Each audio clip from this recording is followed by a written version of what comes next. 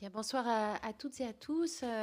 Merci d'avoir bravé la chaleur extrême pour venir assister à cette dernière tribune de l'actualité de l'Amérique latine et des Caraïbes de la saison. Tribune que nous allons consacrer aujourd'hui à la question religieuse. On a intitulé cette rencontre Terre en transe, les nouvelles frontières du religieux en Amérique latine. Et pour cette dernière rencontre de l'année, on a décidé d'adopter un format un petit peu particulier, puisque je vois parmi vous de nombreux fidèles de la tribune de l'actualité latino-américaine et caribéenne. Et vous le savez, d'habitude, on a un thème et un invité qui vient donc nous présenter ses recherches ou ses travaux sur son expérience d'ailleurs professionnelle sur tel ou tel thème.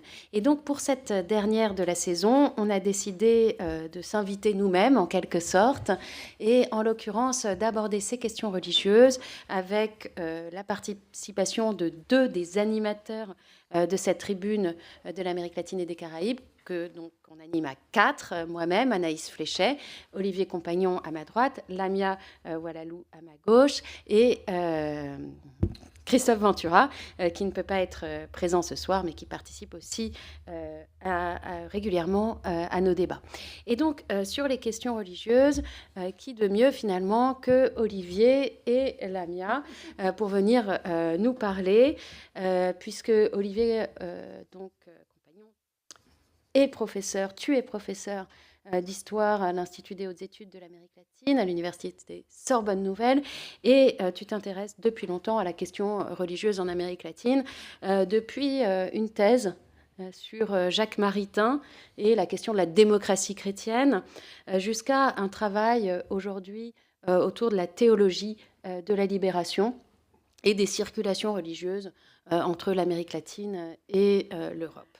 Alors, dans tes travaux, dans tes enseignements, tu défends l'idée d'une socio-histoire du religieux en Amérique latine, et je dirais même plus une socio-histoire politique, puisqu'il me semble que l'intérêt qui est le tien, c'est principalement les relations entre le religieux et le politique, et comment est-ce que ce lien modèle aussi les sociétés latino-américaines depuis longtemps et aujourd'hui encore.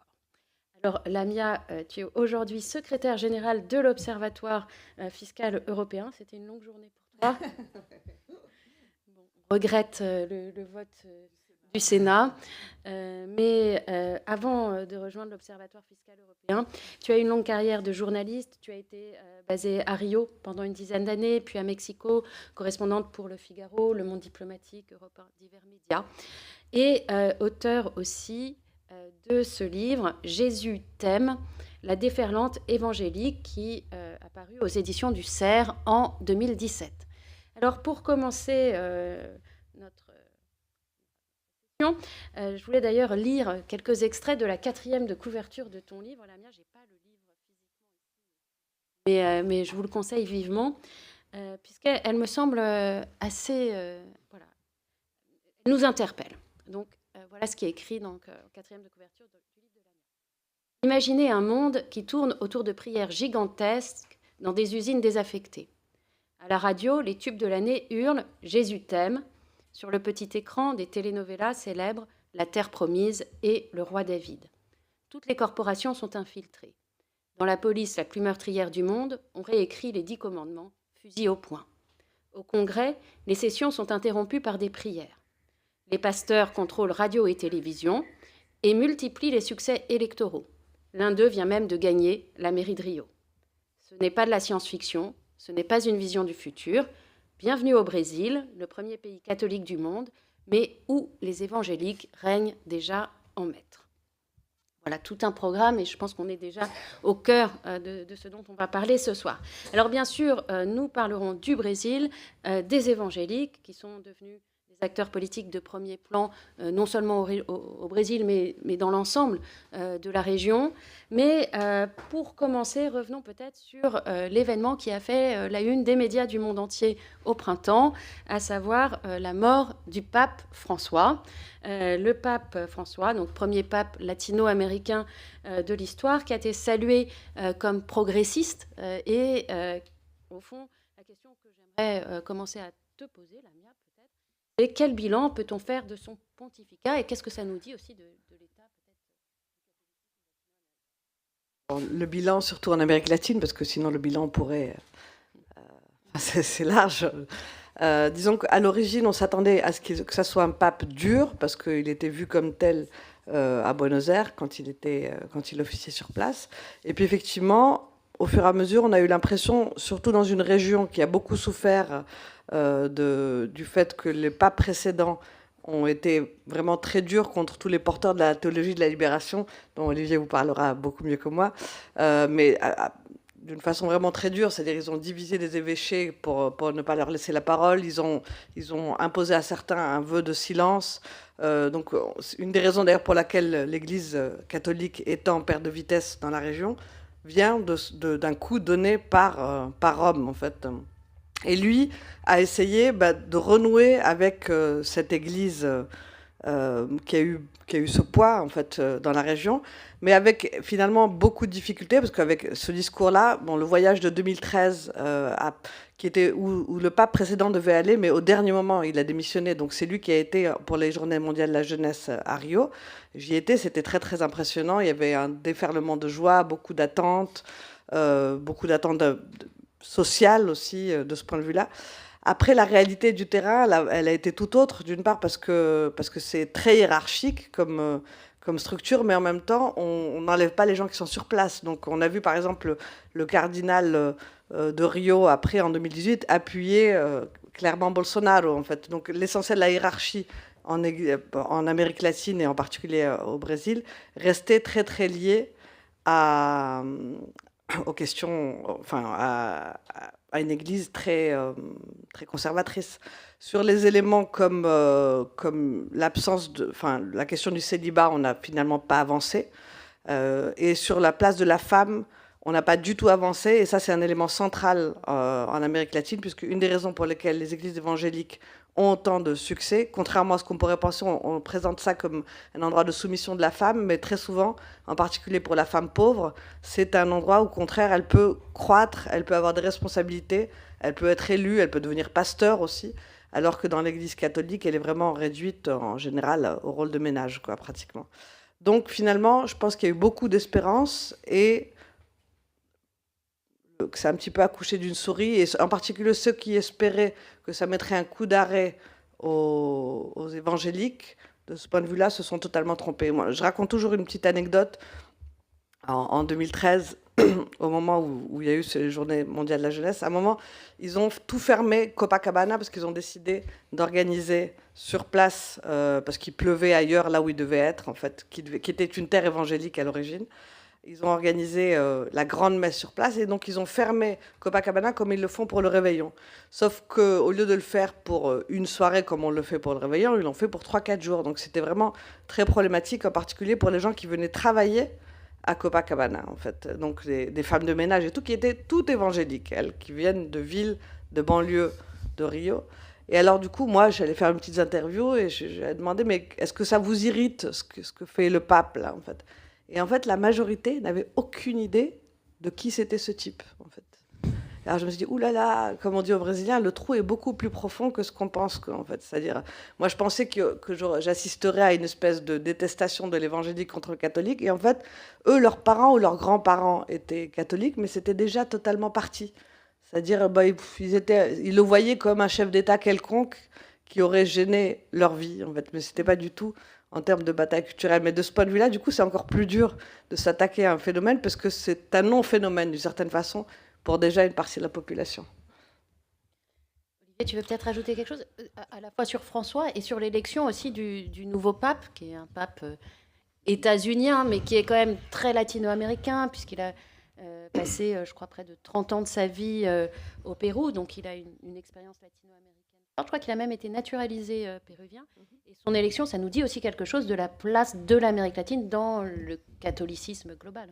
Alors, sur François d'abord, je repars d'une phrase de Leonardo Boff, donc l'une des très grandes figures de la théologie de la libération brésilienne, un des fondateurs, on va dire, de la théologie de la libération, qui a écrit il y a quelques années, bon, au fond, dans l'histoire du catholicisme latino-américain, au sein du catholicisme global, il y a deux dates importantes. Il y a 1968, le premier pape qui vient physiquement en Amérique latine, Paul VI, en l'occurrence pour inaugurer le congrès eucharistique qui se tient en Colombie et pour inaugurer une conférence de l'épiscopat latino-américain. Et puis, il y a 2013, lorsque le premier pape latino-américain est élu, parce que l'Amérique latine, c'est d'une part la moitié de la catholicité du monde, donc c'est pas rien, et deuxièmement, c'est là où on peut observer tous les défis auxquels le catholicisme est confronté, notamment avec cette croissance exponentielle des évangéliques. Donc cette élection, elle était super importante.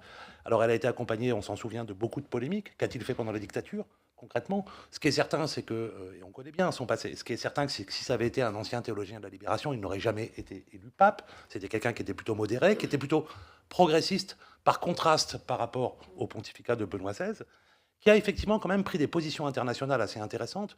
C'est quand même l'auteur, c'est l'entrée de Rome dans la question environnementale, avec le grand encyclique d'écologie intégrale de 2015, Laudatio Si, et puis c'est quand même toute une série de prises de position sur la question migratoire, sur le drame migratoire, notamment en Méditerranée, qui ont été très fortes. Mais après, je rejoins entièrement ce que disait Lamia, sur les grandes réformes, je dirais, ecclésiales, qui auraient pu apporter des réponses concrètes, et on va y revenir ensuite, à la crise du catholicisme en Amérique latine, parce que c'est bien comme ça qu'il faut nommer les choses. En fait, il n'a rien fait, ou plutôt, il n'a rien pu faire.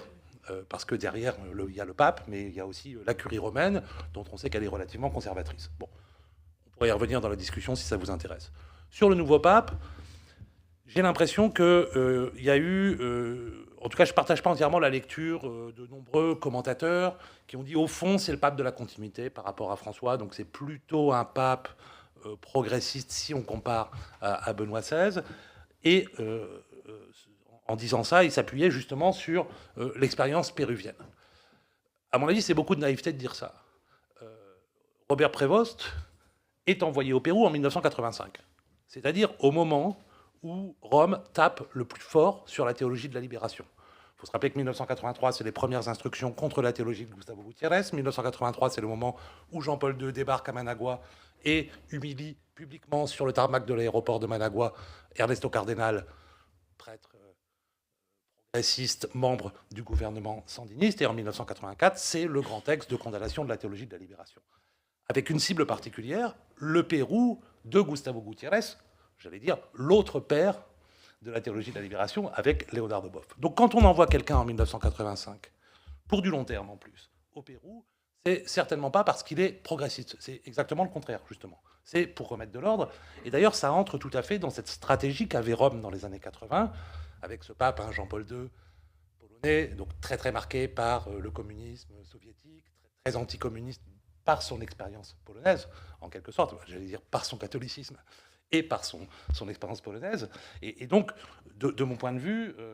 alors, on manque un peu de travaux, et on manque un peu de données précises sur sa trajectoire péruvienne, mais de mon point de vue, ce n'est certainement pas un pape qui serait plus progressiste, par exemple, que ne l'a été François. Bien au contraire, j'aurais tendance à dire. Alors, donc, on a ces deux papes latino-américains ou pseudo-latino-américains, et en même temps un grand contraste, puisque, à vous entendre, on est encore et toujours dans un moment de crise du catholicisme en Amérique latine.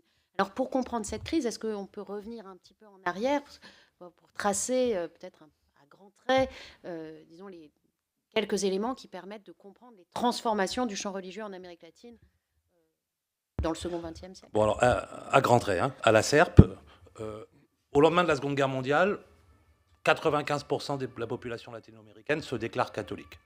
Alors, la statistique religieuse, on la manie avec des pincettes, parce que c'est soit de l'autodéclaration dans des recensements, avec une tendance de beaucoup d'acteurs à masquer une religion minoritaire, du genre je fréquente un terreiro dans le nord-est, mais je vais préférer dire que je suis catholique, comme ça on va pas m'embêter. Bon, on sait que la statistique religieuse, c'est un objet compliqué, mais ça donne des ordres de grandeur. Aujourd'hui, l'estimation, c'est entre 60 et 65%. Qu'est-ce qui s'est passé? Non pas une sortie de religion, non pas une sécularisation, même si, bon, on y reviendra à la fin, il y a une tendance aujourd'hui à l'agnosticisme, à l'athéisme, qui est en train d'apparaître dans les sociétés latino-américaines. Mais globalement, ce qui se passe entre le milieu du XXe siècle et le début du XXIe, c'est un transfert d'affiliation depuis le catholicisme vers ce qu'on appelle les églises évangéliques, on va le dire comme ça pour l'instant. Dans deux contextes que je rappelle quand même et qui sont essentiels pour comprendre. Premièrement, un contexte démographique très, bien connu. 150 millions de latino-américains au lendemain de la Seconde Guerre mondiale, 600 millions en l'an 2000, une explosion démographique incroyable, et un deuxième élément de contexte, c'est-à-dire une région, comme les États-Unis d'ailleurs, où la religiosité populaire est forte. Pour le dire comme les sociologues, où la demande en bien du salut est forte. En gros, il y a une demande. Bon.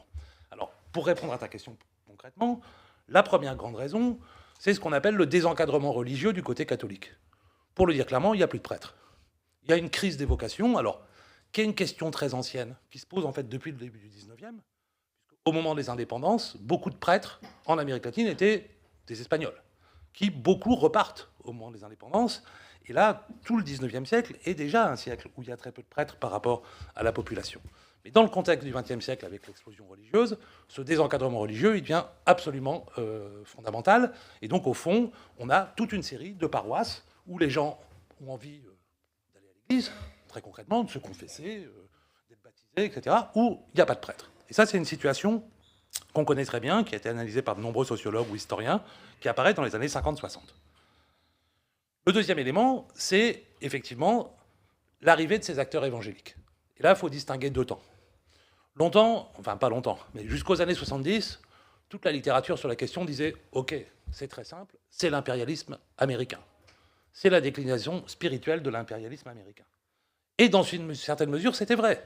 Parce que quand on regarde aujourd'hui le paysage religieux, les baptistes, les adventistes du 7e jour, les presbytériens, souvent ces églises-là sont nées comme des filiales ou des excroissances d'églises états-uniennes qui, à partir du début du XXe siècle, envoient des missionnaires. Bon.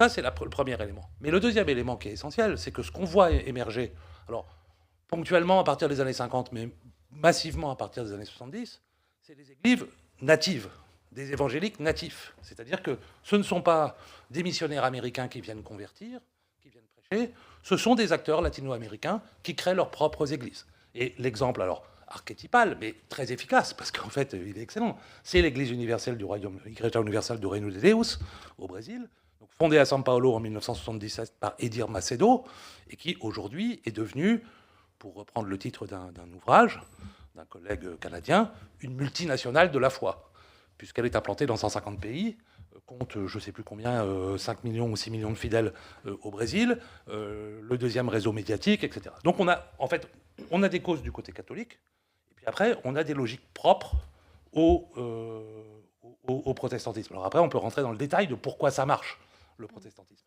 Mais simplement, juste pour faire le lien, je termine là, pour faire le lien avec ce que je disais sur le désencadrement religieux côté catholique, c'est qu'il n'y a pas ce problème dans la religion, dans le protestantisme, puisque je peux demain devenir protestant en étant marié, en ayant des enfants, etc. Comme d'ailleurs les imams dans l'islam, comme d'ailleurs les rabbins dans le judaïsme. Une des questions qui se pose pour l'avenir du catholicisme, c'est quand même le statut du prêtre et les vœux de chasteté, d'obéissance, etc. Son statut, disons, au sein de la société, son statut marginal au sein de la société, qui vient tuer, en quelque sorte, les vocations. Je voulais juste rajouter un élément, justement, en parlant de l'accélération à partir des années 70, enfin deux éléments très rapidement. Un, c'est sur l'exode rural et l'urbanisation sauvage, en fait, à laquelle on a assisté. On a vu des villes passer de 3 000 à 300 000 habitants en 10 ans. Et ces endroits-là, ce n'est pas des paroisses qui ont été vidées, c'est des endroits qui sont nés et où l'Église catholique ne s'est jamais installée. Parce que l'Église catholique, elle se vivait historiquement comme étant au centre de la ville, idéalement dans une place carrée. Il y avait le pouvoir financier, le pouvoir politique et le pouvoir spirituel, donc l'Église. Et là, tout d'un coup, dans ces endroits où rien n'a été pensé, où personne n'a jamais dessiné des villes, en fait, l'Église catholique n'a jamais réussi à s'implanter. En revanche, les églises évangéliques n'ont aucune difficulté parce qu'elles récupèrent un bar abandonné, un cinéma abandonné, n'importe quoi. Donc avec une rapidité, une flexibilité qui est impressionnante. Donc au début, c'est plus le cas maintenant. Au début, la question c'est pas tant que les gens se détournaient de l'Église catholique, mais que après avoir passé 4 heures dans le transport dans la journée, ils n'allaient pas en plus faire 1h30 pour aller voir un prêtre qui le plus probablement n'était pas là parce qu'il était dans la paroisse d'à côté, en fait. Donc une des raisons pour lesquelles on va à l'église évangélique, c'est très souvent quand on discute avec les gens, c'est pas très théologique, c'est vraiment parce que c'est celle d'à côté, c'est celle d'en face, c'est celle où la musique est de la meilleure qualité aussi. Donc si la musique est meilleure de l'autre côté, on va peut-être changer de crèmerie. Non, mais vraiment, quand on parle aux gens, on leur demande pourquoi est-ce que vous allez là, c'est le lieu de socialisation avant tout. Et en particulier, encore une fois, je reviens aux femmes, des femmes qui sont souvent chefs de famille dans des endroits qui sont très déstructurés, qui sont violents, où il n'y a pas de lieu public parce qu'ils n'ont jamais été pensés. Le seul endroit où elles peuvent aller de façon sûre, où elles ne vont pas être ennuyées, où on va en plus s'occuper de leurs enfants, faire chanter leurs enfants, occuper leurs enfants et tout, et où elles vont pouvoir montrer des belles tenues toutes les 3 fois par semaine, donc ça aussi c'est important. C'est le seul endroit, pour une femme de ménage par exemple qui parle à personne toute la journée, c'est le seul endroit où elle va pouvoir parler et se socialiser. Donc, et on voit partout, en tout cas au Brésil, que c'est la femme qui transmet la religion. Donc c'est aussi pour ça qu'on a vu les évangéliques avancer très vite. Et le deuxième point, très rapidement, c'est le rôle des médias, dont on va parler aussi, mais qui a été explosif de ce point de vue-là, en particulier au Brésil. Et en particulier quand on a commencé à avoir des églises natives. Parce qu'au début, les pasteurs traduisaient des sortes d'homélie ou autres, en fait, de pasteurs américains, et ça marchait pas du tout. Et quand ils ont commencé à le faire à la radio avec des thèmes locaux, là ça commençait à prendre, et quand on est passé à la télé, ça a explosé. Et quand on a lié à ça la musique, et qu'en plus c'est mis en place toute une chaîne, à savoir que la télé possède le producteur de musique, qui possède la radio, enfin voilà, ce qui fait qu'on commence à avoir toute une chaîne qui commence du pasteur, qui commence à chanter, et qui finit député, maire, ministre, et plus si affinité. C'est ça qui a aussi expliqué cette explosion. On reviendra sur les aspects politiques, mais sur cette question de l'occupation territoriale qui me semble très importante. Je crois que tu voulais réagir, Olivier, et j'en profite pour te poser une question. Tu as dit ces églises qu'on appelle, appelons-les évangéliques. Pourquoi cette précaution ? Alors d'abord, les précisions géographiques de l'AMIA, enfin, à la fois historiques et géographiques, sont importantes.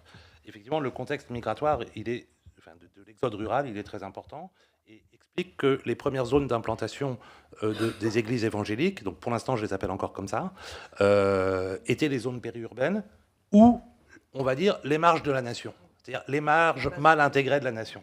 Je vous prends un exemple. Alors, malheureusement, j'ai oublié le titre du film. Le réalisateur bolivien Jorge Javier Sanjines fait au début des années 70 un film qui décrit une scène extraordinaire, un petit village paumé de l'altiplano bolivien, où l'État n'est pas présent, il n'y a pas d'école, il n'y a rien.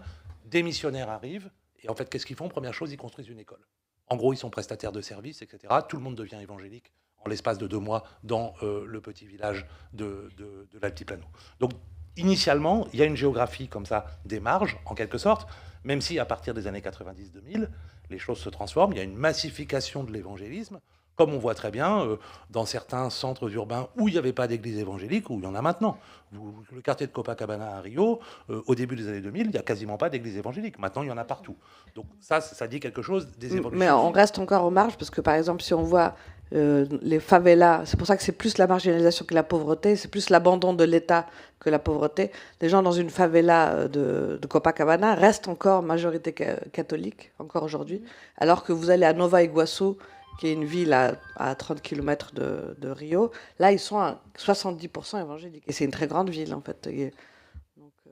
Sur ces questions peut-être de territoire, on a beaucoup parlé du Brésil. Est-ce que c'est un constat qu'on fait à l'échelle de la région latino-américaine ? Est-ce qu'il y a des pays qui sont plus ou moins touchés ? Enfin, comment est-ce qu'on peut suivre ce phénomène ?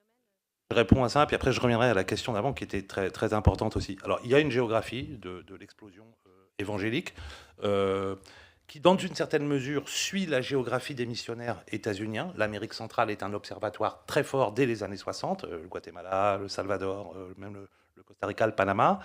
Le Brésil est un pays de choix, mais un pays comme le Chili se décatholicise très précocement également. En revanche, il y a des pays dont on a longtemps dit... Moi, il y a 25 ans, on m'a demandé d'écrire là-dessus, il y a 25 ans. Et en gros, j'écrivais, bon, il y a des pays qui résistent, l'Argentine, la Colombie. Aujourd'hui, c'est plus vrai. Aujourd'hui, l'explosion évangélique en Colombie ou en Argentine, elle est énorme. Donc il y a des chronologies différentielles, et le Mexique résiste. Mais il y a des chronologies différentielles, mais globalement, on peut considérer ça comme un phénomène régional. Après, je reviens sur la question de la dénomination. Parce qu'au fond, depuis tout à l'heure, on parle des évangéliques, mais au fond, je pense qu'il faut quand même, pour un certain nombre de ces églises, parler de pentecôtistes. On ne va pas faire un cours de catéchisme ici. Vous savez ce que c'est que la Pentecôte. Ben non, c'est pas très ce bien, moment, en fait. Vous savez ce que c'est que la Pentecôte. Ce moment. L'Esprit Saint, c'est toujours très compliqué à comprendre. Sachant que je ne suis jamais allé au catéchisme par ailleurs, mais enfin ça c'est une autre histoire. Donc la Pentecôte dont nous sortons, hein, ça ne vous a pas échappé, c'est le moment de l'effusion de l'Esprit Saint sur les apôtres, ce qui est traduit dans les évangiles par toute une série de manifestations surnaturelles, la capacité de soigner par imposition des mains, la capacité de parler dans des langues inconnues, la glossolalie, etc. etc.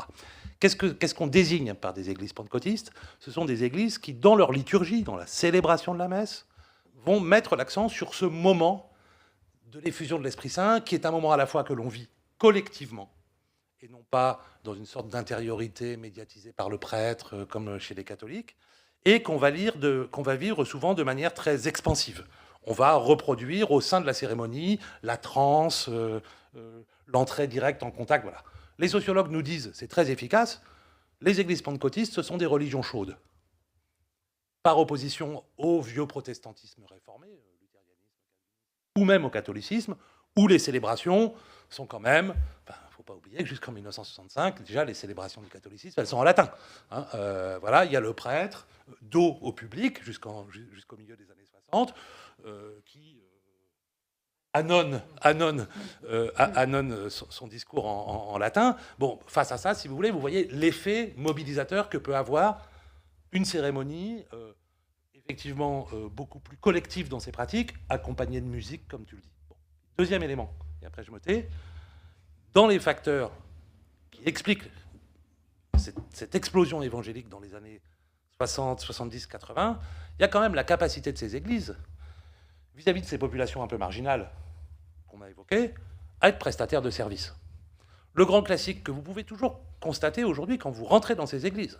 Hein, vous rentrez dans cette église, alors ça peut être un vieux ciné, après ça peut être aussi le temple de Salomon à San Paolo maintenant. Hein, bon, mais vous rentrez dans ces églises, à droite vous avez une vitrine avec les écrits ou les disques du pasteur qui a fondé l'église, quoi, et puis à gauche vous avez série d'offres d'emploi, de toute une série de prestations qui participent pleinement, si vous voulez, à l'attraction, en tout cas qui ont participé pleinement à l'attraction qu'ont exercé ces églises vis-à-vis des populations marginalisées.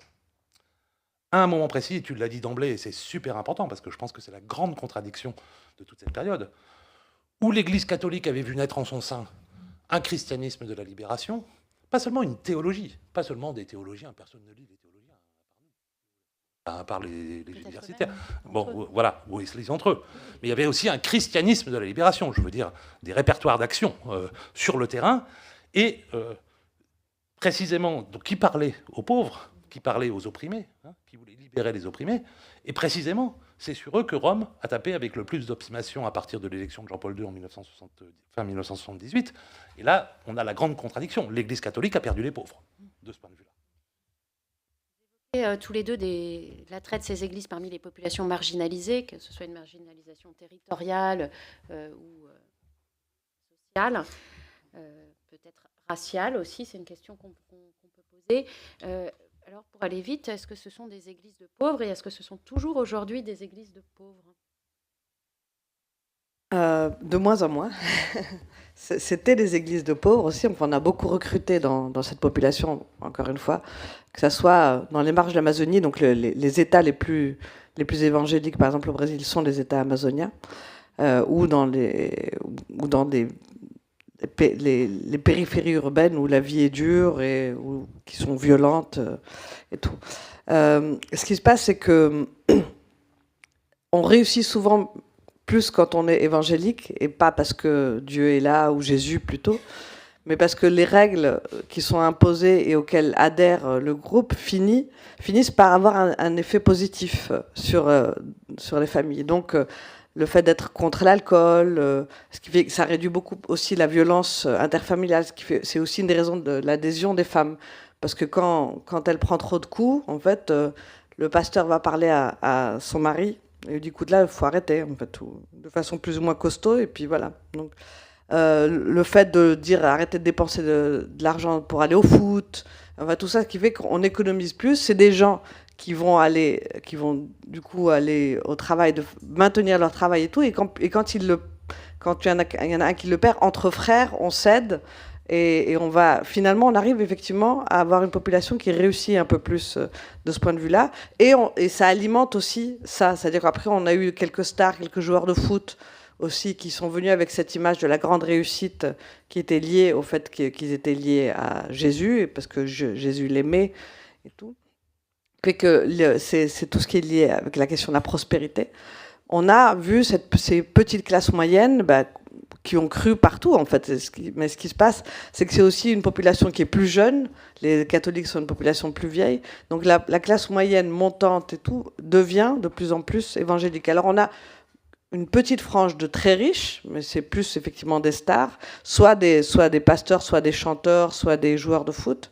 Et sinon, une classe moyenne travailleuse, laborieuse, et qui arrivent à mettre de l'argent de côté et tout, mais qui sont plus du tout dans la misère, mais qui encore une fois, maintenant le processus n'est plus dans la conversion, on est dans des familles évangéliques, donc il n'y a plus de questions sur d'où on vient. C'est-à-dire la majorité des évangéliques qu'on croise aujourd'hui au Brésil, leurs parents étaient déjà évangéliques ou ils le sont devenus quand ils avaient 6 ans, donc ils se souviennent déjà plus.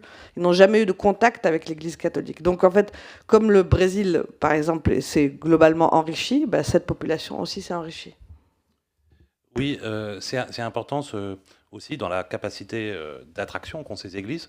Ce discours, on va dire, alors qu'on nomme parfois un discours moralisateur, puritain, etc., mais qui est en fait un discours de réforme interne. Le point de départ, c'est d'abord une critique du catholicisme. Ce que vous disent tous les pasteurs, c'est le catholicisme est une religion immorale. Ce qui, au fond, est assez défendable, puisqu'on est bien d'accord que vous transgressez, vous convoitez la femme d'autrui, par exemple, donc vous transgressez un commandement, vous allez vous confesser, une petite pénitence bien respectée, et c'est reparti pour le paradis. Le catholicisme est une religion extrêmement tolérante. Je le dis de manière un petit peu caricaturale, mais en tout cas... Du point de vue des évangéliques. Enfin, du point de vue des évangéliques, mais enfin, c'est quand même la réalité de la manière dont fonctionne la mécanique interne de l'Église catholique. Et c'est contre tout ce discours que beaucoup de pasteurs pentecôtistes s'insurgent en disant, bon voilà, tu es pauvre, mais tu es pauvre parce que tu passes ton temps à courir les filles plutôt qu'à travailler, tu es pauvre parce que tu es alcoolique, etc. Et là, ils deviennent porteurs, et ça c'est très intéressant, parce qu'on va faire aussi la transition vers le politique. En fait, c'est un discours messianique de renversement des valeurs. Ceux qui étaient en bas seront en haut, ceux qui étaient en haut seront en bas. Et donc, c'est ce que tu disais, tu es pauvre, tu vas devenir riche, d'où l'appellation, enfin la désignation parfois de leur discours comme celui d'une théologie de la prospérité. L'idée de l'argent, l'idée de devenir riche comme moment de réussite est quelque chose de très important. La vie terrestre est importante, il faut devenir riche, c'est un signe, disons, de bonne pratique, en fait, de la religion. Et ça, je crois que c'est une donnée aussi essentielle. Quand je disais qu'on avait un pont vers le politique, qu'on verra sans doute un petit peu plus tard, quand je disais ceux qui sont en haut vont devenir en bas et inversement, il y a là-dedans des affinités électives avec le discours populiste. C'est-à-dire, au fond, pour le dire comme Max Weber, quoi. Il y a des affinités électives avec cette haine des élites et cette nécessité de renverser radicalement l'ordre du monde, en quelque sorte. Peut-être avant de passer à la question politique, qui est effectivement le gros morceau, quand même une question pour vous deux. On parle des évangéliques ou des églises pentecôtistes de manière globale. Est-ce qu'il y a quand même des tendances, des différences? Est-ce que c'est un phénomène qu'on peut aborder comme... avec cette vision d'ensemble, ou est-ce qu'il faut distinguer entre les églises, peut-être? Alors c'est ça qui est bien quand on bosse sur le catholicisme, c'est qu'en fait c'est assez simple. Le catholicisme, c'est une structure ultra verticale qui ne tolère pas la scission, qui ne tolère pas les discours schismatiques, etc., etc. Quand on travaille sur la nébuleuse évangélique, beaucoup de gens parlent de nébuleuse évangélique, c'est très très difficile de généraliser parce que il faut bien voir aujourd'hui que, et là je reprends un peu les thèses d'un sociologue français qui a beaucoup travaillé sur ces questions, qui s'appelle Jean-Pierre Bastian, aujourd'hui on est face à une fragmentation du champ religieux, mais aussi à l'apparition d'une concurrence religieuse. C'est-à-dire les églises sont concurrentes entre elles, les évangéliques contre les catholiques, mais les évangéliques entre eux. Et donc après, on va avoir une sorte, au fond, de marché où chacun va mettre l'accent sur un certain nombre de spécificités. Par exemple, vous avez des églises, alors ça c'est un truc qui a été bien étudié au Chili par exemple, qui vont se spécialiser. il y a une église au Chili qui est très clairement spécialisée sur la guérison. L'idée, c'est que voilà, tu as un cancer incurable, tu ne peux pas te payer la super clinique privée à Santiago, enfin un cancer grave, on va dire, la super clinique privée à Santiago, et ben nous, on va t'accueillir et on va te faire des séances de traitement thaumaturgique par imposition des mains, etc., avec de l'eau sacrée, et voilà, bon, tel autre et tel autre. Donc, au fond, après, dans le discours qui est porté, il y a une sorte de diversification. Même chose, hein, pour prendre un autre exemple de diversité, et je te laisse la parole, Lamia, on dit toujours, et à juste raison, que les évangéliques sont contre l'avortement. C'est vrai, dans l'immense majorité. Mais dans le même temps, il y a des églises évangéliques qui, précisément pour, à un moment donné, se démarquer du discours mainstream, vont construire un discours alternatif sur cette question pour essayer d'attirer des femmes pauvres, confrontés à la question de l'avortement, qui ont vécu ça de manière dramatique et qui, à un moment donné, vont être sensibilisés par cette question-là. Oui, non, il y a vraiment une approche marketing, en fait, des églises. On a des églises évangéliques gays, donc ce qu'on appelle les églises inclusives, qui sont par ailleurs très conservatrices, mais qui vont, pour tous ces gens qui voudraient être évangéliques, d'abord parce qu'ils sont nés dans des familles évangéliques, mais qui sont gays et qui seront poursuivis dans d'autres églises, vont trouver le bonheur là-dedans. On a l'église évangélique des surfeurs, enfin vraiment, il y a vous avez tout ce que vous pouvez imaginer. Mais en fait, en gros, il y a deux grandes églises, deux grands mouvements, qui est donc l'église du royaume de Dieu, en fait, d'Edir Macedo, un autre grand groupe qui s'appelle l'église Assemblée de Dieu, plusieurs petites églises, après il y a des moyennes, disons, en fait, ce qui se passe, c'est important, ça vient souvent de scission, parce que comme le pasteur prend tout d'un coup tout le pouvoir, il y a le numéro 2, numéro 3, numéro 4, à un moment ils sont jaloux, paf, et ils ouvrent leur église. Donc en fait, toutes ces églises sont des scissions de ces grandes églises, en fait.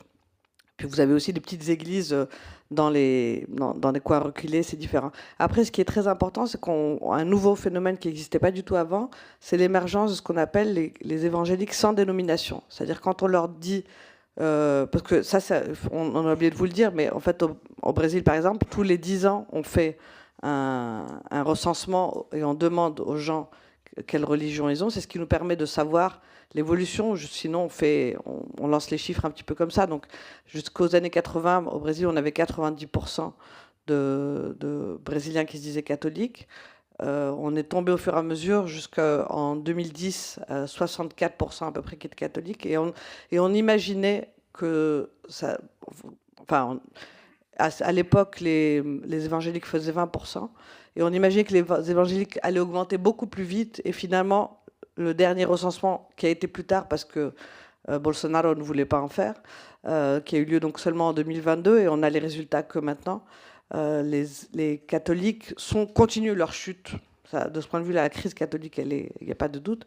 On est arrivé à la moitié de la population. Mais les évangéliques sont à 27, 28. On pensait qu'on serait au tiers, on n'y arrive pas. Et dans cette population d'évangéliques, quand on leur demande qu'est-ce qu'ils sont, on leur dit à quelle église vous vous rattachez. Et avant, tout le monde se rattachait à en gros, des grands noms ou à un petit nom. Là, ils disent non, je me sens évangélique, mais je ne me suis rattaché à rien. C'est lié au fait que ça se banalise un peu comme la religion catholique, c'est-à-dire que ça devient presque culturel et moins religieux. Et c'est lié aussi à tous les scandales qui ont...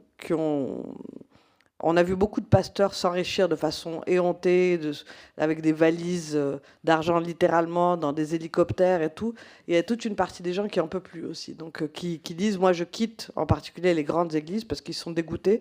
Mais culturellement, leur truc c'est Jésus, quoi. Donc, oui, et pour poursuivre un petit peu dans cette ligne, donc on voit bien toutes ces reconfigurations du champ religieux, ces phénomènes extrêmement concurrentiels entre les évangéliques et les autres. On a beaucoup parlé des catholiques, mais sur toutes les religions afro-latino-américaines, il y aurait aussi beaucoup à dire. Et les phénomènes de concurrence au sein même de ces églises évangéliques.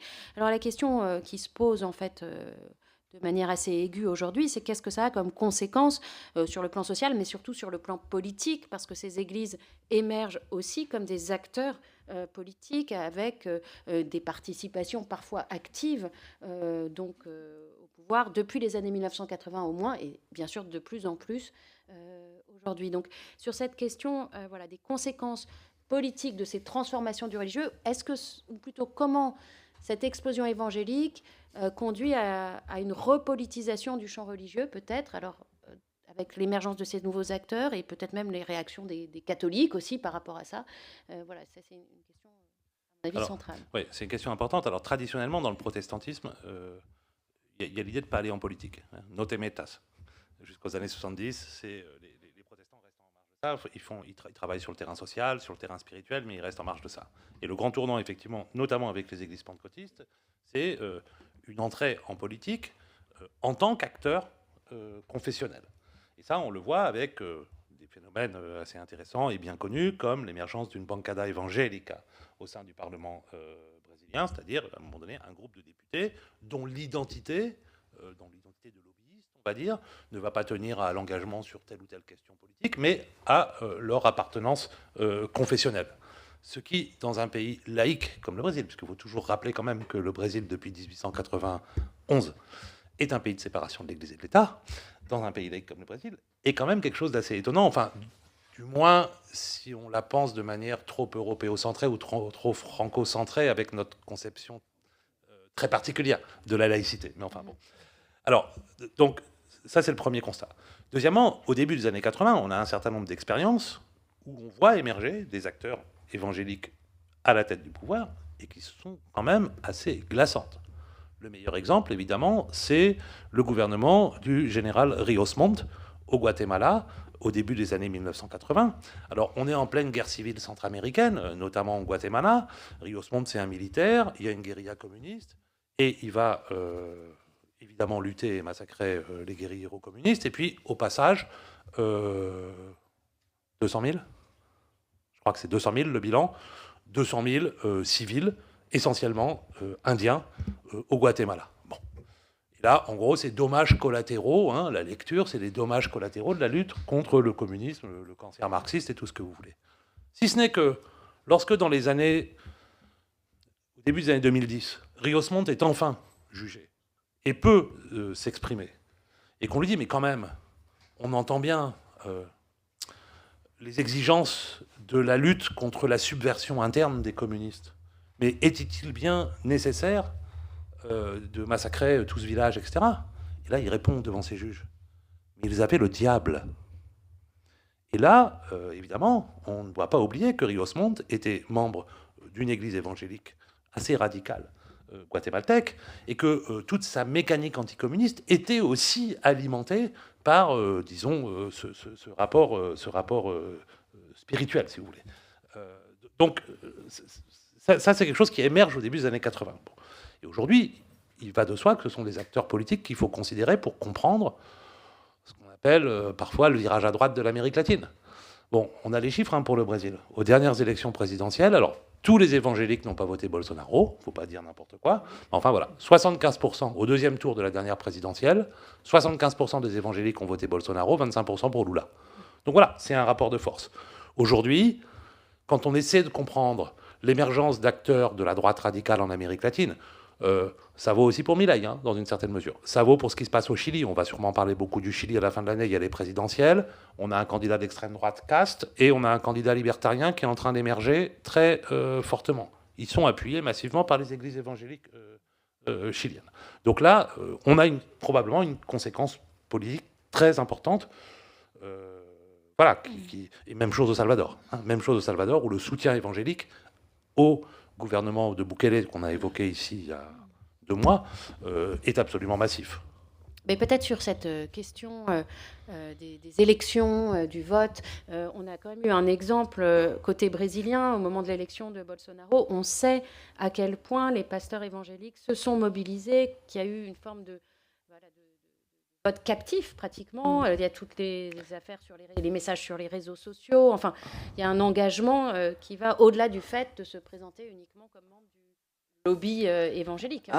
D'abord, je voulais dire, c'est là où il y a quand même une particularité brésilienne qui est liée au système électoral brésilien qui fait qu'on a autant d'acteurs qui sont élus, pas seulement de la base, parce que comme on a un système pour faire très vite, ou quand on est connu, c'est plus facile d'être élu, parce que c'est très difficile d'aller aux élections. Enfin, pour un électeur, le jour de l'élection, vous devez élire un président, un sénateur, un gouverneur, un député fédéral et un député de votre État. C'est vraiment un truc, c'est pour thésard, quoi, c'est super dur. Donc en fait, quand les gens arrivent, s'ils connaissent le nom, alors en général le président c'est bon, mais dès qu'on descend, et d'ailleurs quand on leur pose la question 2 mois après pour qui ils ont voté, ils n'ont pas la moindre idée. Mais si en revanche c'est aussi un chanteur de gospel, ben, c'est plus facile. C'est aussi pour ça qu'on a des joueurs de foot qui sont élus. C'est le même mécanisme. Sauf que dans le système des évangéliques, tout ça est encore une fois très lié à un système médiatique qui fait que quand on décide de faire remonter quelqu'un, on le fait remonter. Donc un acteur évangélique qui peut être un nobody, si la hiérarchie évangélique décide d'en faire quelqu'un, on va utiliser les réseaux de télévision et tout ça pour le faire remonter. Ensuite, sur le basculement conservateur, je voudrais juste dire 2 choses rapidement. C'est aussi lié au fait que la gauche n'a pas du tout négocié sa relation avec ces classes populaires évangéliques. Donc, dans le cas précis du Brésil, le Parti des travailleurs était très lié au mouvement catholique. Il a été créé en particulier par une partie de cette église catholique progressiste. Et d'une part, n'a pas vu pendant longtemps l'importance du mouvement. Et quand ils ont commencé à voir que ça faisait du monde, bah, ils l'ont un peu traité par le mépris. Et ça voulait dire quoi concrètement ? C'est-à-dire qu'au lieu d'aller parler à ces gens-là directement, on s'est dit, comme c'est des bœufs, les évangéliques, il suffit qu'on parle à leur pasteur. Donc on a parlé à leur pasteur et on a convaincu parfois leur pasteur de voter avec nous, entre guillemets. Donc les premières élections de Lula se sont faites avec l'accord des évangéliques. Sauf que quand on parle à un seul interlocuteur, si on lui donne plus assez sur plusieurs points de vue, bah, il suffit qu'il tourne Kazakh. Et c'est pas que les autres sont des bœufs, mais en fait, on n'a tout simplement pas de canal de discussion avec eux. Entre-temps, cette population a grandi et on n'a pas du tout construit de canal de discussion avec eux. Donc il y a ça d'une part. Et d'autre part, l'autre élément, quand on parle au congrès de la bancada donc, évangélique, en vérité, il faudrait parler de la bancada chrétienne, parce que les représentants au congrès catholique sont aussi horribles d'un point de vue de valeur, de bataille de valeurs et tout, que les évangéliques. Les évangéliques font plus de bruit, mais on les envoie un petit peu en éclaireur pour faire beaucoup, beaucoup de bruit. Mais au bout du compte, maintenant, la bataille, elle n'est pas véritablement entre catholiques progressistes, entre guillemets, et évangéliques qui seraient conservateurs et qui feront faire campagne contre Lula et tout. La hiérarchie catholique a aussi fait campagne contre le Parti des travailleurs. Et là, c'est peut-être tout le sens aussi de ce mouvement du renouveau charismatique catholique. Alors, c'est important ce que tu viens de dire, c'est-à-dire qu'on a opposé catholiques et évangéliques dans ces logiques concurrentielles dans le champ religieux, et dans le même temps, effectivement, on observe plein de fois des agendas politiques communs sur la grande question de l'avortement. Globalement, ils sont d'accord, pour ne prendre que cet exemple-là. Alors après, effectivement, une des explications possibles, c'est aussi la manière dont l'Église catholique a essayé de réagir, en gros, depuis le pontificat de Jean-Paul II, donc le tournant des années 70 et 80, à cette explosion évangélique. En gros, Jean-Paul II, c'est le premier qui prend les choses au sérieux. Avant, les cathos, à Rome, ils disaient « c'est des sectes », peu importe. Jean-Paul II, à un moment donné, il prend les choses au sérieux, il faut dire qu'il a lu beaucoup de sociologie, etc., il comprend ce qui se passe, et donc il décide de répliquer. Alors d'abord, il tue la théologie de la libération parce que c'est important que l'Église catholique se présente dans toute son unité, dans toute l'unicité de son discours pour être clair et intelligible auprès des fidèles. Et puis d'autre part, effectivement, il va y avoir toute une série de stratégies de reconquête. Alors les stratégies de reconquête, ça va être par exemple d'aller soutenir l'Opus Dei massivement en Amérique latine, c'est-à-dire d'essayer de reconquérir la jeunesse, les élites, disons. L'Opus Dei, ça sert à ça. On l'implante dans les universités et on essaie au moins de faire en sorte que les élites de demain, les jeunes étudiants brillants de l'université catholique de Lima ou de Quito, restent dans le giron du catholicisme et ne sombrent pas dans les méandres de l'évangélisme. Ça a été l'une des stratégies. Il y a eu des stratégies un peu moins clean, hein. Le soutien massif aux légionnaires du Christ au Mexique, hein, du Père Maciel, c'est-à-dire, en gros, on va dire, pour aller très vite, pareil, une organisation de terrain à la limite du paramilitaire pour défendre les valeurs du catholicisme, prête à aller faire le coup de poing devant les églises évangéliques, jusqu'à ce qu'on découvre que le Père Maciel, évidemment, pardon, excusez-moi, comme d'autres, c'est pas évident, je suis d'accord, comme d'autres avaient abusé sexuellement pendant 40 ans de je ne sais combien de membres des légionnaires du Christ, couvert jusqu'au bout d'ailleurs par Jean-Paul II, hein, jusqu'à sa mort. Bon, ça fait partie de ça. Mais la stratégie la plus intéressante de tentative de reconquête de la part des catholiques, c'est ce qu'on a appelé le renouveau charismatique. Et pour reprendre des termes que j'ai utilisés tout à l'heure, c'est le réchauffement du catholicisme, le réchauffement de la liturgie catholique. Essayer de faire en sorte que, précisément, le côté très individuel et ritualisé du rapport à la transcendance dans la liturgie catholique se transforme à l'aune, effectivement, de cet esprit de fête, de cet esprit musical. Voilà. Ce qui a été massif en Amérique latine, et Jean-Paul II a beaucoup œuvré à ça, en organisant des grandes rencontres des pasteurs, des prêtres, pardon, pour les initier au renouveau charismatique. Et ça donne quand même un résultat. Moi, ça m'est arrivé plusieurs fois, je m'en souviens très précisément, où quand on rentre dans une église, sans avoir vu le nom, etc., qu'on s'assied et qu'on écoute un quart d'heure, moi, je mets parfois du temps à savoir où je suis.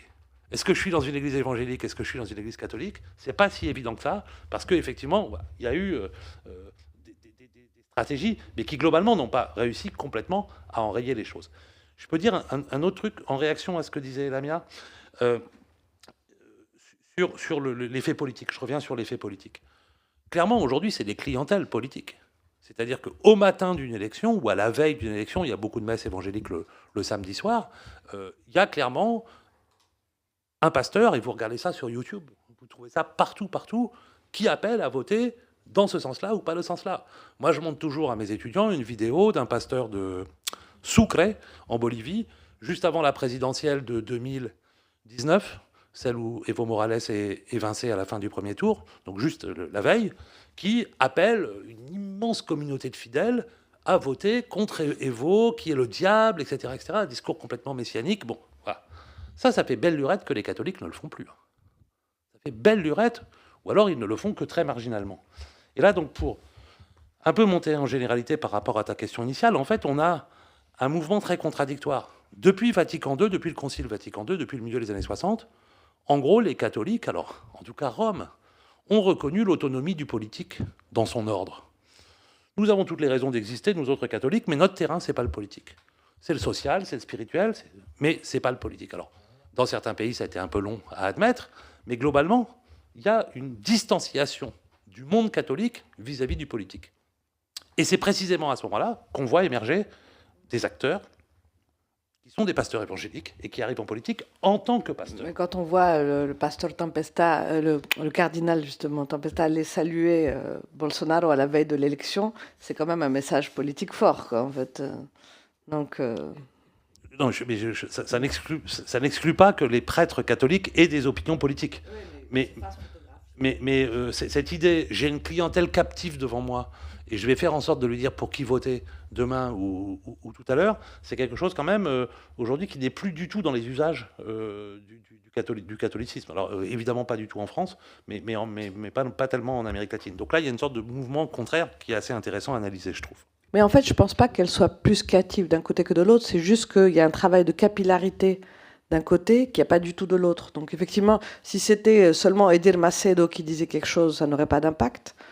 Mais si chacun dans sa petite communauté, donc en fait le travail des partis politiques normalement qu'ils ont abandonné, c'est aussi l'échec des partis politiques de ce point de vue-là, qui fait que ce message a beaucoup plus d'impact parce que c'est votre beau-frère à côté, on est vraiment entre nous. Et effectivement, on arrive à répercuter le même message partout. C'est pas lointain, c'est pas Rome, mais c'est pas seulement le cardinal. Mais c'est plus ça que justement, une des erreurs, je pense, des partis progressistes, c'est d'avoir considéré que c'était une population qui obéit à ce qu'on lui dit. Et donc de n'avoir pas fait de travail, ni avec les quelques pasteurs progressistes qu'il y a, ni avec... et y compris sur le message, une église comme l'église... d'Edir Macedo était en faveur de l'avortement jusqu'à il n'y a pas très longtemps. n'était pas contre le mariage gay jusqu'à il n'y a pas très longtemps. C'est des revirements qui sont assez récents. C'était une église qui était assez progressiste en termes de valeurs. Elle a toujours été très claire pour les questions financières, mais en revanche, pour les questions de valeurs, c'est très récent ce revirement en fait. Il y a aussi une autre manière de prendre la question du politique, c'est de souligner peut-être le rôle qu'ont eu et qu'ont encore certaines de ces églises dans la mise en œuvre de politiques publiques. Alors ça, c'est une chose. Alors c'est pareil, ça permet de déconstruire un peu les visions trop manichéennes. Alors ça complexifie les choses, mais c'est une réalité. Et ça montre à quel point ce sont des acteurs sociaux complètement installés. Ce sont plus des outsiders maintenant. Lorsque Lula prend le pouvoir en janvier 2003, vous savez que l'un de ses projets phares, c'est l'extension de la Bolsa Familia, qui est un dispositif qui existe déjà. L'extension, la massification. Bon. Et à un moment donné, il y a un constat qui est fait, et là je m'appuie sur une thèse de doctorat qui a été faite par un étudiant politiste qui s'appelle Elliot Mourier. Et là, en fait, il se rend compte que l'État fédéral n'a pas les moyens de savoir exactement si telle famille au fin fond du Sahara a plus besoin que telle autre de la Bolsa Familia. Et là, il va commencer à négocier des partenariats publics religieux, nommés ainsi, où, notamment dans le Nord-Est, les églises évangéliques, un certain nombre d'églises évangéliques, et notamment l'Église universelle du Royaume de Dieu, vont devenir en fait les courroies de transmission des aides sociales vers, je dirais, les terrains les plus reculés du Brésil. Et là encore, c'est assez. Alors, ça dit beaucoup sur la place que représentent ces acteurs, sur la finesse de leur implantation locale, mais aussi de ce qu'est une certaine conception de la séparation de l'Église et de l'État au Brésil, qu'on pourrait imaginer aujourd'hui que le versement des allocations familiales passe par l'Église catholique en France. On n'en reviendrait pas. Mais très concrètement, aujourd'hui, c'est ce qui se passe. Et donc voilà, le paysage est de plus en plus complexe. Et de moins en moins, disons, enfin, caricaturable par rapport à nos grandes intuitions ou au sens commun, je dirais. Alors merci pour cette mise au point sur les PPR, si j'ai bien compris, partenariats publics religieux. Et on va peut-être s'arrêter là, sauf si vous avez des éléments je voulais juste, et on n'a pas mentionné, parce que c'est quand même important, qu'il y a une relation financière qui lie chaque adepte ou chaque croyant, en fait, frère ou sœur. En fait. C'est qu'on est censé donner 10% de son salaire tous les mois de ses revenus. Alors, parfois c'est très exagéré, parfois on vous demande plus, parfois c'est là où il y a eu des scandales, on a demandé aux gens de donner leur voiture, leur maison, on a dépossédé véritablement des gens. Mais c'est très critiqué, et en même temps quand on discute avec les gens moyens, ils vous disent mais en fait c'est un investissement, c'est comme toi qui as une assurance chômage, tu payes pour ça, en fait, c'est des charges sociales et tout. Moi, je suis dans l'informalité totale, mais en payant 10%, je sais que si demain je perds mon emploi, on va me déposer une bonbonne de gaz, on va me déposer du riz à la maison, on va m'offrir très vite un boulot, on va me garder mes enfants quand je vais aller à des interviews pour le boulot. Et donc, en fait, c'est l'adhésion à ça qui est impressionnante parce qu'on passe avec des cartes de crédit. En fait, il n'y a aucune façon de ne pas payer, mais personne ne veut pas payer. Les gens, ils le font parce qu'ils sont convaincus que c'est pour faire partie de cette communauté, c'est aussi ça. Mais ça fait que il y a des pasteurs qui sont beaucoup enrichis. Une des raisons, enfin, ils ne payent pas du tout d'impôts en plus, donc, comme l'Église catholique d'ailleurs. C'est un des terrains sur lesquels ils arrivent toujours à bien s'entendre. En fait.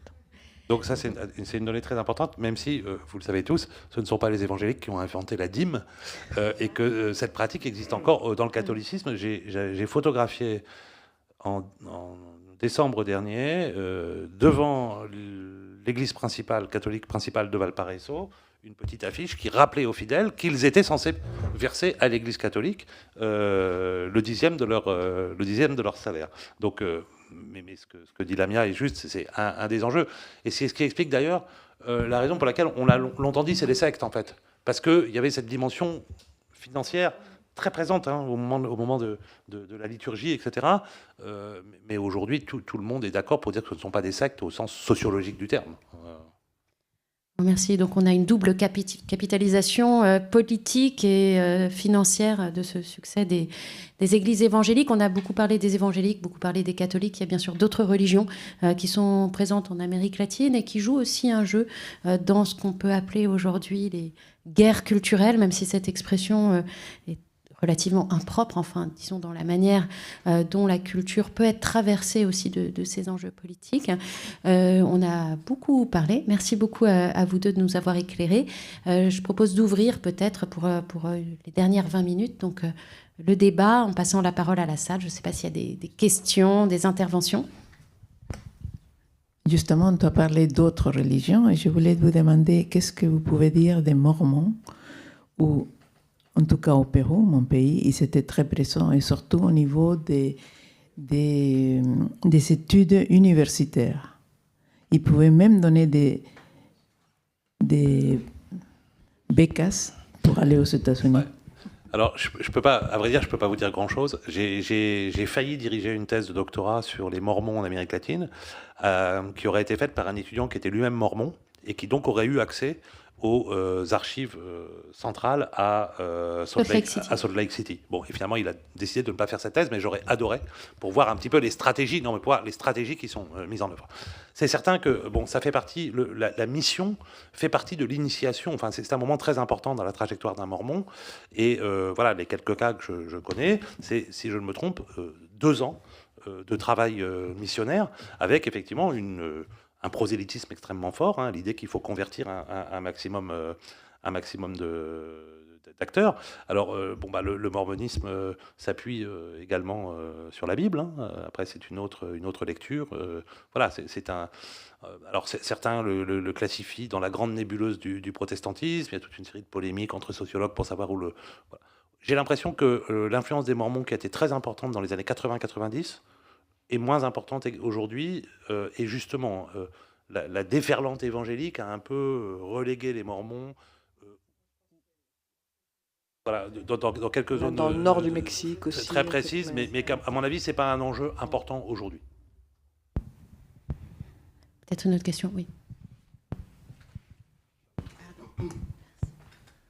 Oui, bonsoir. Je voudrais savoir si au Brésil, les églises ont l'obligation de s'inscrire comme ONG au ministère des Affaires étrangères et des cultes, comme en Bolivie. Je suis bolivienne et depuis 2009, après la constituante, toute église, soi-disant, doit s'inscrire comme une espèce de ONG. Je ne crois pas que ça soit comme ONG, en fait, c'est vraiment dans comme... ce cadre. Non, au Brésil, je pense que c'est vraiment comme établissement religieux, et on sait effectivement, il y a un registre d'inscription, on sait d'ailleurs qu'il y en a des dizaines qui sont créés tous les jours, et au Brésil, il y a le nombre d'établissements religieux tout compris, c'est plus que tous les établissements d'éducation et de santé ensemble. Donc, c'est pour vous dire que c'est très compétitif, en fait, justement. Et l'immense majorité sont des églises évangéliques, mais vous avez des églises évangéliques qui font la moitié d'ici, en fait. C'est pas... Et puis, vous avez des temples gigantesques où ça brille de partout. Justement, ce que vous avez signalé, l'espace politique, ce qu'on voit maintenant dans les villages de ce plateau en Bolivie, c'est la place où c'était le pouvoir, la prison, la mairie, l'église et les juges, les notaires. Maintenant, toutes les églises sont presque délabrées, mais par contre, il y a des nouvelles églises bien construites, surtout des Mormons et d'autres. C'est comme à Rio, hein, si je peux me permettre. Cinélandia, qui était la grande place dans les années 20, c'était le temple du cinéma, il y avait plein de cinémas. Aujourd'hui, ces cinémas ont été récupérés par l'Église universelle du Royaume de Dieu. Et juste sur les milliers d'établissements, enfin les centaines de milliers d'établissements, juste très rapidement, vous savez comment ça naît, une église évangélique? En fait, c'est très simple, mais on le voit parfois dans l'espace public. Alors, au Brésil, au Guatemala, c'est évident. Vous avez un gars ou une femme, parce que ça peut être une femme, qui monte sur un banc et qui commence à prêcher, qui raconte une histoire. Il a une vision, voilà, etc. Bon. Et puis il y a des gens qui l'écoutent. Si le gars est très bon, il fidélise un peu les gens, il loue un petit local, c'est sa première église, et puis après c'est la success story de Edir Macedo. Ouais, mais l'étape nécessaire, c'est acquérir des instruments. C'est-à-dire, c'est pour ça que les vendeurs d'instruments adorent les évangéliques, parce qu'ils font plus de la moitié en fait de leur chiffre d'affaires. Parce que quand vous ouvrez Vous pouvez pas devenir un bon pasteur si vous chantez pas bien et si vous jouez pas de la musique. Donc d'ailleurs, c'est aussi un des problèmes, c'est que dans les écoles de chant et de musique, maintenant la moitié, c'est des aspirants pasteurs, parce qu'on peut pas réussir sans ça. Ça c'est le numéro un. Il faut au moins un piano, un peu de son, une guitare. Après, quand ça grandit au fur et à mesure, on va avoir une petite basse. Le top, c'est quand on arrive au souffle, enfin aux trompettes et tout. Là, c'est déjà beaucoup plus grand. Oui, Mais, finalement, s'il va y avoir une thèse sur l'impact de la dernière pandémie dans les communautés paysannes en général, que j'ai récupéré quelques témoignages, que la culpabilisation. Lui, il est malade parce qu'il n'est pas comme nous. C'est très intéressant. Ouais, après, au Mexique, AMLO a dit vous tombez malade si vous êtes corrompu. Donc en fait, ça a été quand même le festival des âneries. Ouais. En fait, mais c'est vrai que cette forme de. Enfin, disons que la logique de la dynamique de stigmatisation, c'est aussi quelque chose de très commun dans le discours de ces églises. Je voulais revenir sur une question que vous avez évoquée tous les deux, d'occupation territoriale en fait. Aujourd'hui, tu l'as dit Lamia, on observe une forme de tassement de l'expansion des évangéliques. Est-ce que c'est parce qu'il n'y a plus d'espace qui sont déjà un peu partout? Enfin, voilà. Si on se place dans une perspective, dans une dynamique prospective, qu'est-ce qu'on peut imaginer pour demain, quoi? Déjà, quand on croit, il y a un moment, on croit moins vite, par définition. Ensuite, il y a un phénomène... Du verbe croire ou du verbe croître? Croître. Mais c'est très bon, en fait, parce que c'est les deux. Deuxième élément, sans doute qu'on va... Enfin, ça se tasse, mais ça reste la force la plus dynamique au Brésil et en Amérique latine, quoi qu'il en soit. Et on le voit parce que les populations plus jeunes sont en revanche plus évangéliques. Donc, en fait, on comptabilise qu'à partir de l'âge de 10 ans, quand on demande aux plus jeunes, ils sont plus évangéliques que ceux qui ont plus de 10 ans.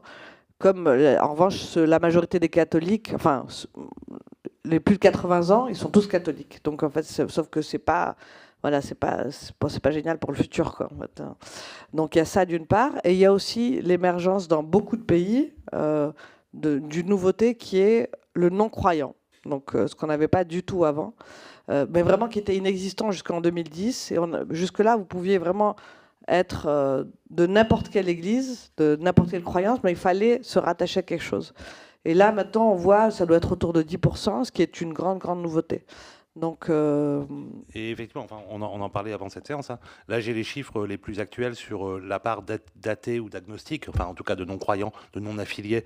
Alors évidemment, il y a une exception en Amérique latine très ancienne, c'est l'Uruguay, qui a toujours eu un taux d'athées très, très élevé, et ce depuis le début du XXe siècle, beaucoup plus élevé, je dirais. Il y a un phénomène de sécularisation en Uruguay qui peu ou prou comparable à ce qu'on a pu connaître en Europe de l'Ouest. En revanche, aujourd'hui, par exemple, dans un pays comme le Chili, c'est quand même 16% de non-croyants, 12% au Salvador, 11% en Argentine, bon, seulement 1% au Paraguay, 4% au Pérou, 4% en Bolivie. Mais enfin, effectivement, il y a quelque chose qui change, et c'est peut-être la première réponse à la question que tu posais.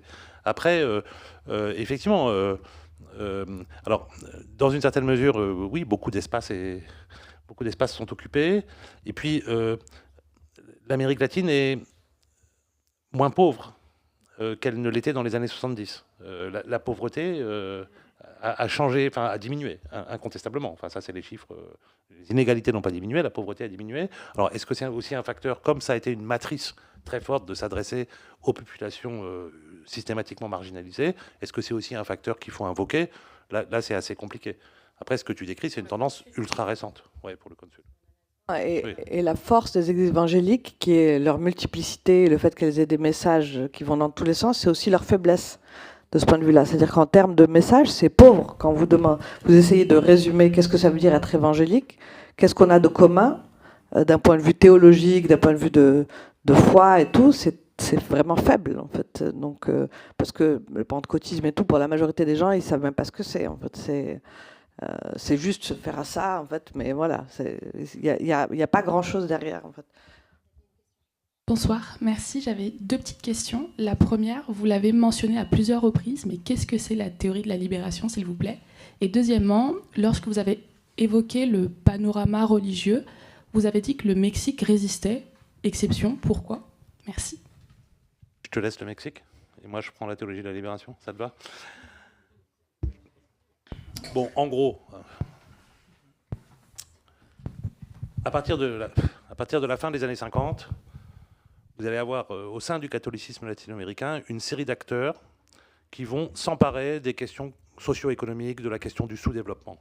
Ce sont plutôt les acteurs intellectuels qui ont fait des études, qui sont allés à l'université. Souvent, ils ont fait leurs études en Europe, etc. Ils ont découvert la sociologie. Bon. Parmi eux, Helder Camara, pour prendre un exemple hyper connu au Brésil. Et au fond, au départ, ce mouvement-là, que moi j'appelle plutôt christianisme de libération, c'est voilà, une sorte de catholicisme social, la vieille tradition du catholicisme social, qui se radicalise face à la réalité très brutale, au lendemain de la Seconde Guerre mondiale, du tiers-monde. Bon. Et ça, en fait, ça va se massifier tout au long des années 1960. Donc, je vous dis, dans toute une série d'actions. Alors, c'est des prêtres qui prennent la tête de colonnes de paysans sans terre, ce sont des choses comme ça. Bon, des actions un peu plus trash. C'est Camilo Torres, prêtre prêtre colombien, qui vient d'une grande famille colombienne, formé à l'université de Louvain, qui finit quand même par prendre les armes dans un maquis de l'ELN et qui meurt d'ailleurs à la première escarmouche à laquelle il participe en février 1966. Bon, voilà, vous avez toute une série de choses comme ça. Un moment de gloire de ce christianisme de la libération, c'est la deuxième conférence générale de l'épiscopat latino-américain à Medellín en août 68, où en fait ils prennent le pouvoir au sein de l'épiscopat latino-américain.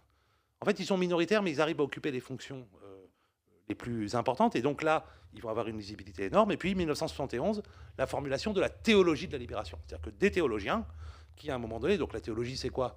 C'est l'adaptation des textes sacrés aux réalités socio-économiques ou politiques du temps, qui, à un moment donné, s'emparent de ce mouvement social, en quelque sorte, et qui essaient de le rendre compatible avec les enseignements, voilà. Et qui, donc c'est Gustavo Gutiérrez, Leonardo Boff, pour ne citer que les deux plus célèbres, hein, il y en a plein d'autres quand même, et qui à un moment donné, effectivement, vont à la fois développer une théologie du développement, donc ils reprennent toute la théorie de la dépendance, les économistes qui expliquent que voilà, les pays du Nord sont extractivistes vis-à-vis du Sud depuis toujours, et que c'est ça la réalité du tiers-monde, donc il faut s'émanciper du Nord déjà, et puis d'autre part, effectivement, qui, à un moment donné, dans les versions les plus radicales, commencent à prôner la révolution pour libérer les opprimés de leur sort. Bon, pour aller vraiment vite. Et tout ça, ça se développe jusqu'en gros Jean-Paul II. Et puis quand Jean-Paul II arrive, poum, comme tu l'as dit tout à l'heure, tout le monde doit se taire. Tout le monde doit se taire, concrètement. Rapide. J'ai jamais vraiment étudié de très près la question sur le Messie, seulement rapidement. Donc c'est plus des hypothèses qu'une vraie réponse. C'est vraiment une société qui est très différente de toutes les autres sociétés à cause des États-Unis aussi. Donc d'une certaine façon, il y a quelque chose de la protection par rapport aux États-Unis qui fait que naturellement, on pourrait imaginer que ça soit envahi. Mais comme on voit que la gastronomie résiste, comme beaucoup de choses résistent, je pense qu'il y a de ça. Je pense que on a beaucoup parlé du rôle de l'exil. Donc tous ces gens qui quittent les endroits misérables dans le nord du Brésil et tout, qui vont grossir les banlieues de Rio, de Sao Paulo et tout, en fait au Mexique, ils vont d'abord aux États-Unis, quoi, en fait. Donc on n'a pas cette population, on n'a pas cet effet de gens qui tout d'un coup sont seuls, sans famille, et qui vont du coup trouver la première aide venue qui va être à ce moment-là l'église évangélique. C'est beaucoup moins commun en fait. Et de la même façon, les gens qui sont en revanche restés dans la misère reçoivent beaucoup aussi d'argent des États-Unis. Donc en fait, ce sur quoi ils s'appuient, ça n'est pas tant l'église locale. Après, le système politique aussi est moins ouvert à laisser surgir des acteurs comme ça. Après, ceci dit, on n'a pas parlé de ça, mais il faut le dire quand même rapidement, le rôle des latino-évangéliques aux États-Unis, ça est important. En fait, c'est une des raisons pour lesquelles les latinos ont voté aussi massivement pour Trump. Alors, contre, en théorie, leur intérêt, en fait, et puis bon, maintenant, ils le payent cher, en fait. Donc, et là, totalement sur des questions de valeur, en fait. Pas du tout sur des questions économiques et tout, mais totalement sur des questions de valeur. Parce que les valeurs de la famille, enfin, tout ça, contre la dépravation, voilà. Mais ouais, c'est un truc assez fascinant, en fait. Après, ceci dit, moi, comme j'ai beaucoup travaillé sur les églises évangéliques, Quand on me disait il n'y en a pas à Mexico, moi je les voyais parce que je suis habituée à repérer les églises évangéliques. Je dis bah si, il y en a une là, il y en a une là, il y en a. En fait, les gens passaient devant, ils ne réalisaient pas qu'il y avait des églises évangéliques en fait. Donc il y en a quand même un peu partout, mais c'est pas du tout comparable en fait. Oui, je suis tout à fait d'accord avec ce que tu dis. Un élément supplémentaire sur le Mexique, qui est que qui n'a pas, à mon avis, d'équivalent dans d'autres régions d'Amérique latine, c'est que le processus de construction nationale mexicain ou identitaire mexicain a quand même été très lié dès le milieu du 19e siècle à la Vierge de Guadalupe. C'est, si vous voulez, la Vierge de Guadalupe a valeur de symbole national que n'aura jamais Nossa Señora de Aparecida au Brésil. Et donc, voilà, il n'y a pas d'équivalent ailleurs en Amérique latine, me semble-t-il. Et donc, à un moment donné, sortir du catholicisme, c'est aussi un peu sortir de ton identité citoyenne, mexicaine, etc. Donc il me semble que c'est un élément qui joue beaucoup. En plus, dans une histoire quand même, donc c'est un pays à la fois très catholique, mais qui a eu des phases d'anticléricalisme ultra violentes. Donc c'est aussi un catholicisme très défensif. Bon, c'est la constitution de 1917 après la Révolution mexicaine, c'est la guerre des Cristeros entre 1926 et 1929, où à un moment donné, les catholiques, en gros, se sentent agressés, voilà, et ont eu des capacités de résistance collective. Donc voilà, divers éléments aussi qui puisent un peu dans le temps long, mais qui me semblent importants à mobiliser. Je pense qu'on a le temps encore. Oui.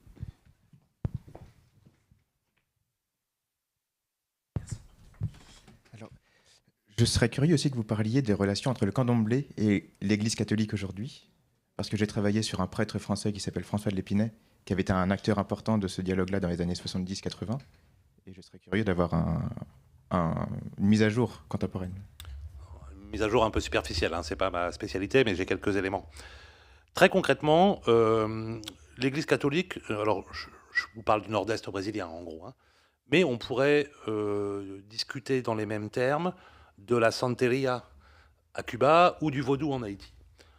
Concrètement, l'Église catholique a tout à fait toléré traditionnellement que ses fidèles fréquentent le terreiro à côté. Ça ne posait pas de problème, et inversement. En gros, on était alors pas nécessairement dans des traditions syncrétiques, mais en tout cas dans des traditions de cohabitation harmonieuse. Et en fait, l'irruption, il y a une grande spécialiste de la question, si vous voulez lire là-dessus, c'est Stefania Capone, bon, vous la connaissez, bon, voilà, qui a analysé tout ça sur le cas du Brésil, et c'est vraiment excellent. L'irruption des évangéliques, tout ce qu'on a décrit là, qui menace les catholiques, mais qui menace aussi le candomblé, parce que, en gros, quand un pasteur évangélique trouve qu'un de ses fidèles est allé au terreiro la veille, là, il va passer vraiment un mauvais quart d'heure, parce que ça, c'est vraiment mal croire, croire à l'envers, etc., etc. Donc, en gros, ces traditions, disons, de tolérance mutuelle ont eu tendance à se transformer en processus de nouvelle cristallisation identitaire. C'est ce que Stefania Capone appelle, en parlant du candomblé du Nord-Est, la réafricanisation des cultes. C'est-à-dire qu'en gros, maintenant, tu viens au terreiro ou tu viens pas au terreiro, mais si tu viens pas en touriste, il faut connaître un petit peu l'histoire du terreiro, etc. Il faut même connaître l'histoire de nos pratiques. Et ce qu'a analysé Stefania Capone de manière absolument géniale, c'est la manière dont toute une série d'acteurs du candomblé voyagent en Afrique à partir du début des années 2000 pour aller aux origines du culte importé via la traite esclavagiste, évidemment. Donc c'est pour ça qu'elle parle de réafricanisation, de réidentification des choses. Et donc on est dans des schémas beaucoup moins tolérants, disons, qu'on l'était auparavant. En gros. Et les églises évangéliques, et en particulier l'église du Royaume de Dieu, sont d'autant plus violentes avec les églises afro-brésiliennes de façon générale, qu'elles ont singé beaucoup de leurs rites. C'est-à-dire, on a créé des rites qui étaient inspirés, mais véritablement singés, parce que sans en comprendre l'esprit ni rien, mais pour créer une espèce de rite local. Du coup, d'une certaine façon, pour exister, il faut tuer l'original. Donc, et ça, on le voit très clairement pour cette église-là. Et peut-être un mot pour Continuer à vous répondre. J'ai lu une thèse récemment sur les questions de censure des œuvres d'art au Brésil et en Argentine. Et l'auteur de cette thèse montre que la question religieuse est au cœur de près de 90% des cas d'œuvres censurées ou autour desquelles il y a un procès pour qu'elles soient censurées, donc bannies des musées, des institutions culturelles, etc. Et dans la plupart des cas, en fait, ce sont des catholiques qui sont à la manœuvre et pas des évangéliques. Et la question des religions afro-brésiliennes est aussi très centrale. Donc cette forme de conservatisme un peu réactionnaire qu'on évoquait tout à l'heure dans le domaine politique, on le voit apparaître aussi dans le domaine disons, culturel au sens large et social, dans une opposition peut-être plus frontale aujourd'hui entre la hiérarchie catholique et les religions afro-brésiliennes qu'elle ne pouvait l'être auparavant. Et peut-être que la concurrence avec les évangéliques a radicalisé aussi un peu leur position. Alors je crois qu'il y avait une dernière question, après on devra malheureusement s'arrêter. J'avais une question concernant les stratégies déployées par l'Église catholique pour contrecarrer l'avancée des églises évangéliques et de savoir aussi, selon, à votre avis, s'il est trop tard pour l'Église catholique ou s'ils ont encore de l'espoir d'avoir à nouveau une hégémonie en Amérique latine. Moi, je te dis quelques mots après. Il y a une question d'inertie démographique déjà qui joue pas pour l'Église catholique de ce point de vue-là. C'est-à-dire les catholiques sont plus vieux, sont plus des hommes que des femmes. Et encore une fois, c'est les femmes qui forment religieusement parce que c'est celles qui restent avec les enfants déjà. Ensuite, il y a les problèmes, alors là, qui ne sont pas liés à l'Amérique latine, qui sont liés au monde dont on a parlé au début. La question de la place de la femme, qui est de plus en plus problématique. Dans plein d'endroits en 2025, on ne comprend pas qu'on ait une église qui soit aussi fermée aux femmes. La question de la difficulté d'avoir de la crise des vocations. C'est très long d'être prêtre. Vous êtes... enfin, ça n'attire plus personne, vous ne pouvez pas vous marier. Ça, en plus, le fait de ne pas pouvoir vous marier, ça fait aussi que votre discours porte moins. Parce que quand le pasteur qui vit, lui, dans sa communauté, dit moi, je sais que le mariage, c'est difficile, il faut quand même ne pas divorcer, je sais que ce que c'est que la violence qui fait que les écoles sont fermées parce que ses enfants vont à l'école, ça porte plus que le prêtre qui vient une fois par semaine, qui dit restez mariés, mais en théorie, c'est pas ce que c'est.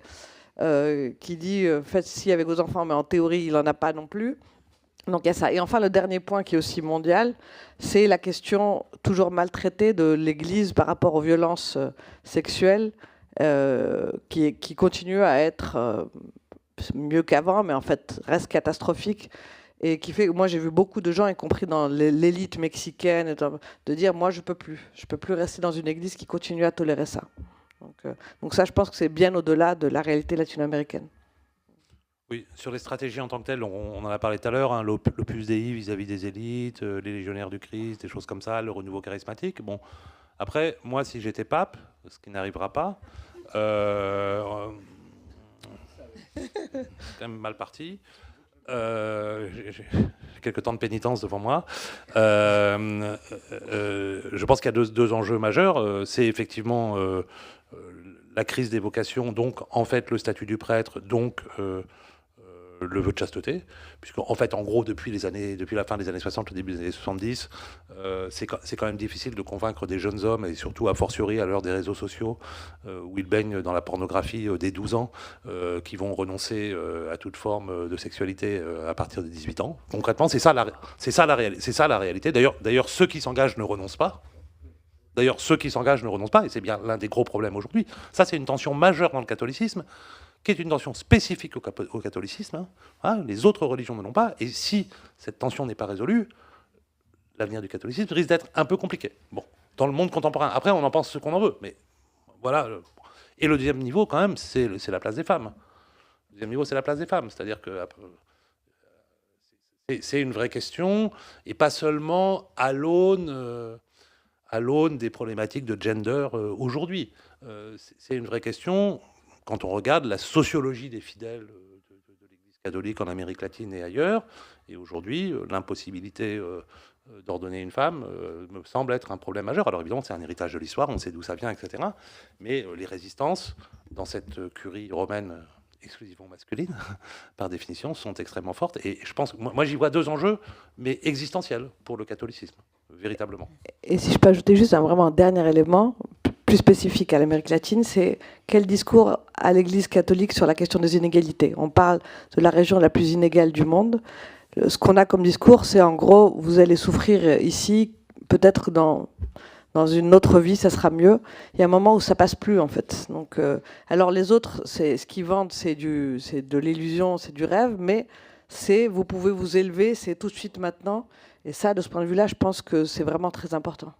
Dans la hiérarchie catholique, parce qu'il reste des acteurs locaux mobilisés dans la tradition. Oui, mais je parle du message général catholique, en fait. Oui, bien sûr, il y a des acteurs locaux, très bien, mais ils ne sont pas nombreux pour toutes les raisons qu'on a évoquées auparavant. Bien, merci à tous les deux pour tous ces éclairages, pour cet effort de synthèse aussi. J'ai personnellement beaucoup appris en vous écoutant et je pense qu'on pourra poursuivre aussi la discussion autour d'un verre et d'une empanada juste à côté. Avant de fermer cette étape de la TALAC, j'en profite quand même pour vous annoncer que c'est fini pour cette saison, mais que nous serons là dès septembre prochain pour une nouvelle saison de notre tribune de l'actualité latino-américaine et caribéenne. La prochaine date, ce sera le 18 septembre, un jeudi également.